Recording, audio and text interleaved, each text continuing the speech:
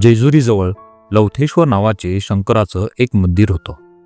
आजही जेजुरीमध्ये ते मंदिर पाहायला मिळतं. लवथेश्वर मंदिर म्हणजे महादेवाचं जागृत स्थान असं मानलं जातं. या स्थानाविषयी मार्तंड विजय ग्रंथामध्ये एक महात्म्य सांगितलं आहे. दुर्वास ऋषींचा लवा नामक शिष्य होता. त्याला आपल्या तपसाधनेमध्ये व्यत्यय येऊ नये असे वाटत होते. ही बाब त्यांनी आपल्या गुरुच्या कानी घातल्यानंतर दुर्वास ऋषींनी आपल्या शिष्याच्या तपश्चर्येसाठी हा परिसर दानव, भूत, पिशाच यांच्या संचारापासून अभिमंत्रित करून मुक्त केला. तोच हा लवथेश्वर परिसर. अशी आख्यायिका असली तरी समर्थांच्या काळात एक वेगळीच कथा त्या मंदिराबद्दल पसरली होती. ती म्हणजे त्या मंदिरात जो कोणी रात्री निचतो तो झोपेतच मरतो असा लोकांचा अनुभव होता.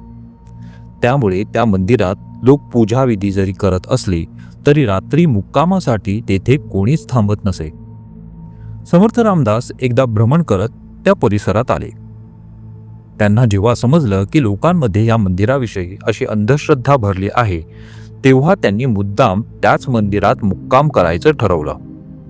तिथल्या रहिवाशांनी समर्थांना विनंती केली की तुम्ही रात्री येथे थांबू नका, नाहीतर जीवाला धोका होईल.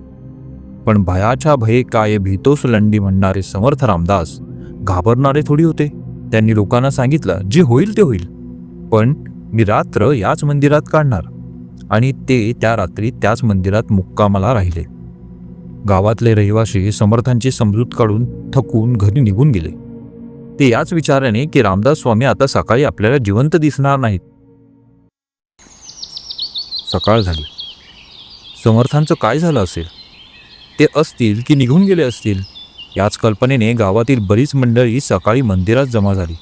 आणि पाहतात तर काय, समर्थ रामदास जिवंत होते आणि शंकराची पूजा करत होते. आणि त्यांच्या तोंडी शब्द होते, लवथवती विक्राळा ब्रह्मांडी माळा, विषे कंठ काळा त्रिनेत्री ज्वाळा, लावण्य सुंदर मस्तकी भाळा, तेथुनिया जल निर्मळ वाहे झुळझुळा.